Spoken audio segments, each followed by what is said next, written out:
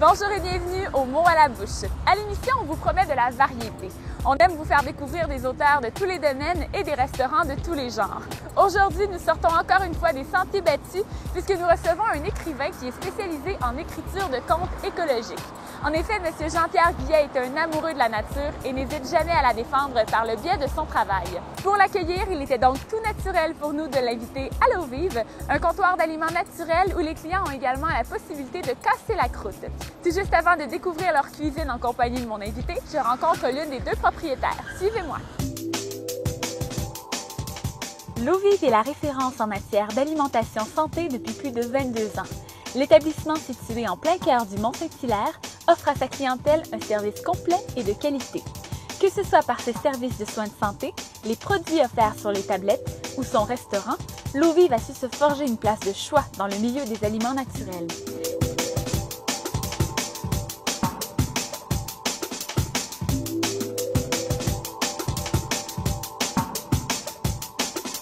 C'est avec une vue imprenable sur le Mont-Saint-Hilaire que vous pourrez y déguster un repas végétarien avant de faire quelques emplettes dans le magasin de produits naturels. Alors ici à l'eau vive, vous pouvez rencontrer au quotidien M. Tousignan et Mme Vidal. M. Tousignan, vous êtes chef ici depuis combien d'années? On est dans notre 5e année présentement. Et donc, c'est vous qui nous avez concocté des plats aujourd'hui. Comment est-ce que vous préparez votre menu? Bien, je prépare ça en fonction des arrivages, des fruits et légumes biologiques. Toujours près du jour? Bien, le plus possible. Le D'accord. plus bio possible, équitable. Et Madame Vidal, vous êtes propriétaire en compagnie de votre fille Oui. de l'eau vive depuis combien d'années? L'eau vive existe depuis 1988. On est D'accord. dans notre 23e année. Wow! Et Lucie s'est jointe à moi depuis quelques années. En fait, elle a toujours travaillé quasiment avec moi depuis qu'elle a 13 ans, 14 ans. Et, Wow! Et comment elle ça a fait le travailler choix comme ça avec votre fille? C'est magnifique, on se complète parfaitement. Et puis, c'est le paradis. Oui. Et puis, donc, vous n'avez pas toujours été situé ici, hein? J'imagine Non, que... on a commencé à Mont-Saint-Hilaire, dans une petite rue, la rue Blain, D'accord. dans un petit coin caché. Et puis, on s'est dévoilé petit à petit jusqu'à être ici, Oui. avec plus d'espace et Et plus de visibilité. Maintenant, vous avez une clientèle bien établie. J'imagine qu'il y a une certaine Ouais. complicité qui se développe avec les gens qui viennent vous voir au quotidien. Ben oui, dans le bistrot, ben, c'est souvent les mêmes clients, donc oui, on a des habitués. Oui, c'est comme un rendez-vous au marché le matin et puis les gens se connaissent, les gens parlent ensemble et on les connaît, on s'informe de leur santé, on s'informe de ce qui se passe dans nos vies mutuelles. Donc, c'est très agréable. Et parlant de santé, vous êtes axé sur le bien-être à tous les niveaux parce qu'il y a même Ouais. des activités qui se donnent dans le complexe, c'est ça? Oui, il y a une grande salle qui est vouée à des conférences, des cours, beaucoup de cours de stretching, yoga, ça prend le dessus, puis des conférenciers qui viennent d'un petit peu partout pour nous faire aller un peu plus loin dans Oui. notre recherche. Et c'est stimulant de venir ici, juste en entrant, il y a un babillard rempli de références, justement, Ouais. si on a envie d'essayer un nouvel exercice ou Ouais. justement d'aller à des conférences. C'est vraiment le point de rencontre ici des activités. Oui, on veut être un point de ressources et puis un point d'écoute où les gens peuvent venir chercher de l'information, principalement, et de l'aide aussi au niveau santé. Oui, je On veux a des conseillères et conseillers vraiment très efficaces et qui peuvent, avec beaucoup de simplicité, aider les gens à améliorer leur santé. Exactement, parce Ouais. que les gens qui ne sont pas nécessairement initiés aux produits naturels, parfois peuvent avoir un peu le vertige. Ouais. Donc ici, les gens peuvent les guider Ben, un petit peu sur absolument, leur on choix. les prend en main, puis toutes leurs questions sont bienvenues, depuis la plus simple à la plus compliquée. Donc c'est des gens passionnés qui travaillent. Oui, tout à fait. Ok, Ouais, bien. il faut. Oui, j'imagine.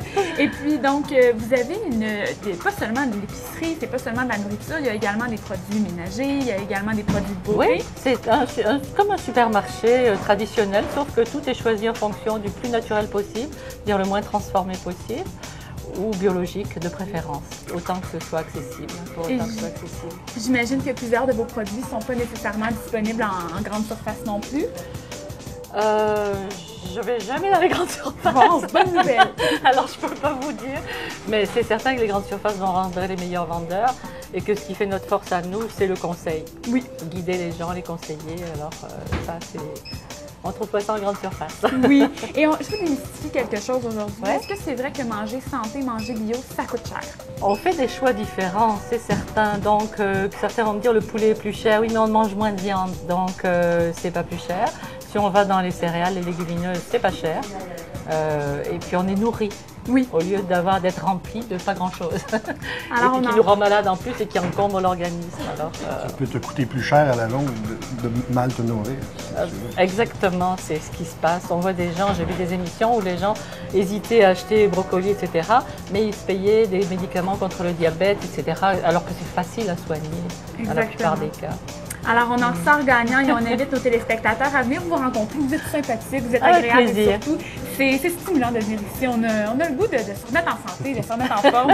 Alors, pourquoi pas prendre des résolutions là, cette année et de venir à l'eau vive plus souvent. Ça fait pas mal. Non, exactement. Merci beaucoup de nous avoir accueillis chez vous.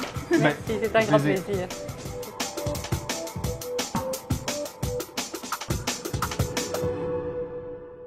Monsieur Guillet, bonjour. Bonjour, Émilie. Bienvenue à l'émission. Bien, merci, ça va? Ça va très bien, et vous? Oui, ça va très bien. Une belle journée au Mont-Saint-Hilaire, je suis content d'être ici. Oui, donc vous venez de Saint-Jean-sur-Richelieu et vous êtes venu un petit peu nous visiter aujourd'hui pour découvrir un nouveau restaurant, c'est ça? Eh oui, j'ai hâte de voir le menu ici. Là. Oui, exactement. Donc, Monsieur Guillet, on parle de votre carrière pour commencer. Vous avez d'abord été enseignant de biologie et de sciences de l'environnement au collégial. Qu'est-ce qui vous a donné envie de vous diriger vers une carrière d'écrivain parallèlement? Depuis que je suis jeune, je lis beaucoup. J'écrivais des bandes dessinées quand j'étais tout petit. J'ai toujours été un grand lecteur, mais j'aimais la nature aussi. Je me souviens, quand j'ai décidé d'aller en biologie, je pense que c'est en venant ici au Centre de nature du Mont-Saint-Hilaire. Je trouvais ça superbe et puis je suis revenu depuis plusieurs années. Là, je viens régulièrement ici. Donc, j'ai fait mon cours en biologie, j'ai été professeur au Cégep Saint-Jean-sur-Richelieu, mais j'avais toujours dans mes tiroirs des manuscrits que j'ai fini par retravailler puis envoyer à des éditeurs. Et est-ce qu'il y a quelqu'un qui a été votre premier public qui vous a incité à aller publier vos écrits? Oui, il y a deux aspects. Il y a l'aspect science, comme tu dis, c'est peut-être ce qui m'a poussé à publier mes choses pour parler un peu de nature, parce que beaucoup de mes livres parlent de nature. Mais le fait que je suis devenu père, j'ai 3 enfants, j'ai lu beaucoup d'histoires à mes enfants, alors à force d'en lire, j'en inventais moi aussi, puis je leur contais ça. J'ai dédié mes premiers livres à mes enfants aussi. Donc c'était votre meilleur public? Oui, puis ils me suivent encore beaucoup, là, c'est des bons amateurs, là, ils m'encouragent. Ah, j'en doute pas. Monsieur Guillet, vous adorez écrire, mais est-ce que vous êtes également un grand lecteur encore aujourd'hui? Oui, je lis toutes sortes de choses. C'est sûr que je m'intéresse à l'aspect science, connaissance, astronomie, nature, mais aussi beaucoup la fantaisie. Je lis ça, les choses historiques aussi, les romans historiques. Je suis curieux. De toutes sortes de domaines, finalement. C'est l'avantage, c'est l'intérêt, je pense, des livres. Là. On peut voyager rapidement n'importe où, à n'importe quelle époque. J'adore ça. Mais vous, ce qui est intéressant, c'est que vous rédigez des contes qu'on dit écologiques. Qu'est-ce que c'est au juste des contes écologiques? Oui, c'était avec ça que j'ai commencé. C'était ma première passion, puis qui se continue encore aujourd'hui, la nature. Les contes écologiques, c'était... J'étais professeur au Cégep déjà, et puis je voulais sensibiliser mes étudiants à la nature, mais je me suis dit, il faut que ça commence tout jeune, dans le fond. Alors, je m'intéressais depuis toujours à tout ce qui est chevalerie, puis château, puis aventure. Alors, j'ai raconté des histoires avec un roi, une princesse, un méchant magicien, mais qui en même temps parle de nature. Alors, par le biais de la fantaisie, j'ai un petit message écologique aussi.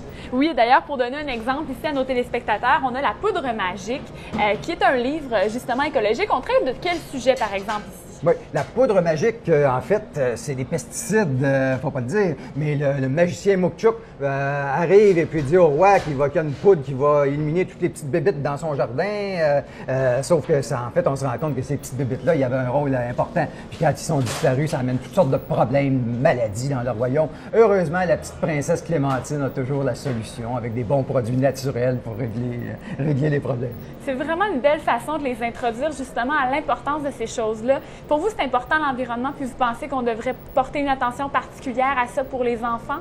Oui, puis je fais très confiance aux enfants, aux jeunes. Les jeunes sont très sensibilisés à ça, puis ils veulent protéger l'environnement. Je pense qu'ils nous poussent dans le dos. Ma fille, qui suit un petit peu mes traces, là, est végétarienne, puis me pousse à être encore plus végétarien moi-même. C'est pour ça que je suis content d'être dans ce resto-là aujourd'hui. Oui, et d'ailleurs, ce qui est intéressant, c'est que certains de vos livres ont été publiés en coréen et même en anglais. Ah oui, ça fait bizarre de se dire qu'il y a des petits-enfants à l'autre bout du monde qui lisent dans une autre langue. Ben, je suis allé déjà dans l'Ouest canadien présenter des livres à des jeunes là, en classe d'immersion.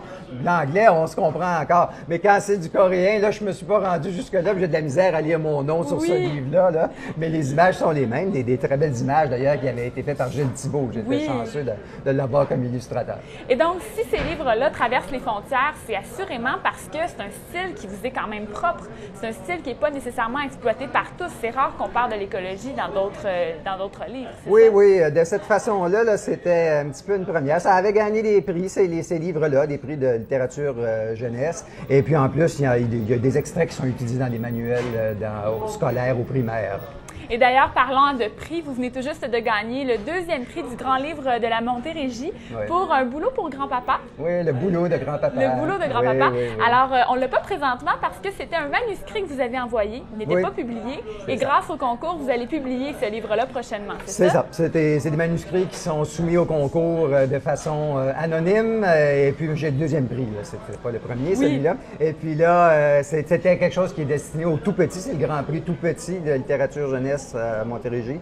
Et il fallait que ça s'adresse aux jeunes 4 à 6 ans, donc pas trop long, mais beaucoup d'images, très visuelles, comme phrases, comme mots, comme sonorité. Ah, c'est un autre défi, c'est différent. J'aime écrire pour tous les âges. Là. Oui, est-ce qu'il y a une différence lorsque vous écrivez pour les adultes ou pour les jeunes? Comment vous traitez ça? Je dirais qu'au départ, la sensibilité est importante là, à tous les âges. Quand on s'adresse à des jeunes, j'ai des jeunes enfants, mais je pense que je gardais un petit peu mon âme d'enfant et qu'on s'adresse à des plus vieux, à des plus jeunes, il faut que ça nous rejoigne quelque part. La différence après ça, c'est dans le travail de la phrase, dans la structure. C'est sûr, avec les plus jeunes, des phrases plus courtes, des mots plus simples, mais qui sont très accrocheurs. Avec les plus vieux, bien, on peut se permettre d'élaborer beaucoup davantage l'histoire, d'approfondir, de complexifier. C'est deux plaisirs différents, là, aussi bien pour la lecture que l'écriture. Et justement, quand on parle un peu plus de complexifier les choses, on parle de La Cage de Londres, qui est un roman de science-fiction ici et qui a été un peu publié à la suite de la Guerre des Mondes. Vous êtes donc beaucoup inspiré de H.G. Wells pour ça. Oui. Ça a été publié, dans le fond, à l'occasion du centenaire de parution de la Guerre des Mondes. Wow. Alors, j'avais comme un concept en tête à ce moment-là. C'est un auteur que j'ai lu tout jeune, H.G. Wells. Je me rappelle d'avoir vu quand j'étais jeune le film original qui avait été fait en 1953, qui est l'année de ma naissance pour me rajeunir.